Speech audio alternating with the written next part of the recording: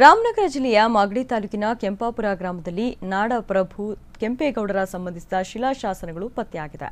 ಹಳೆಗನ್ನಡದಲ್ಲಿರೋ ಈ ಶಿಲಾಶಾಸನಗಳು 19ನೇ ಶತಮಾನಕ್ಕೆ ಸೇರಿದ್ದು ಎನ್ನಲಾಗ್ತಿದೆ.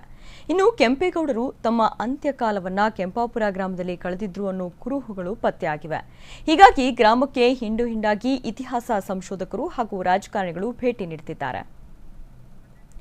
ಇನ್ನು ಕೆಂಪಾಪುರದಲ್ಲಿ ಕೆಂಪೇಗೌಡ ಸಮಾಧಿ ಇದೆ ಅನ್ನೋ ವಿಷಯ ತಿಳಿತಾ ಇದ್ದಂತೆ ಬಿಬಿಎಂಪಿ ಮೇಯರ್ ಮಂಜುನಾಥ್ ರೆಡ್ಡಿ, ಉಪಮೇಯರ್ ಹೇಮಾವತಿ, ವಿಪಕ್ಷ ನಾಯಕರು ಹಾಗೂ ಅಧಿಕಾರಿಗಳು ಗ್ರಾಮಕ್ಕೆ ಭೇಟಿ ನೀಡಿದ್ರು. ಅಲ್ಲದೆ ಈ ಸ್ಥಳದ ಬಗ್ಗೆ ಅಧ್ಯಯನ ನಡೆಸಲು ಕೆಂಪೇಗೌಡ ಅಧ್ಯಯನ ಪೀಠಕ್ಕೆ ಸೂಚನೆ ನೀಡಲಾಗುವುದು. ಅಧ್ಯಯನದ ವರದಿ ಬಂದ ಬಳಿಕ ಈ ಸ್ಥಳದ ಅಭಿವೃದ್ಧಿ ಬಗ್ಗೆ ಯೋಜನೆ ರೂಪಿಸಲಾಗುವುದು ಅಂತ ಹೇಳಿದರು.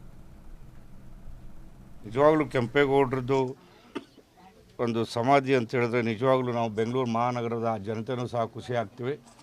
ಕೆಂಪೇಗೌಡರ ಒಂದು ಹೆಸರಿನಲ್ಲಿ ನಾವೇನು ವರ್ಷ ಜೀವನದ ಹಬ್ಬ ಆಚರಿಸ್ತೀವಿ ಬೆಂಗಳೂರು ಮಹಾನಗರ ಪಾಲಿಕೆಯಲ್ಲಿ. ಸೊ ಆ ರೀತಿ ಆದಾಗ ಇಲ್ಲೂ ಸಹ ಹಬ್ಬ ಆಚರಣೆ ಮಾಡೋದಕ್ಕೆ ನಮ್ದು ಯಾವುದೂ ಸಮಸ್ಯೆ ಇರಲ್ಲ. ಖಂಡಿತ ಕೆಂಪೇಗೌಡರ ಅಧ್ಯಯನ ಸಮಿತಿ ಅಂತ BBMPಯಲ್ಲಿ ನಾವು ಅದಕ್ಕೆ ಅಧ್ಯಯನ ಸಮಿತಿ ಇದೆ ನಮ್ಮಲ್ಲಿ.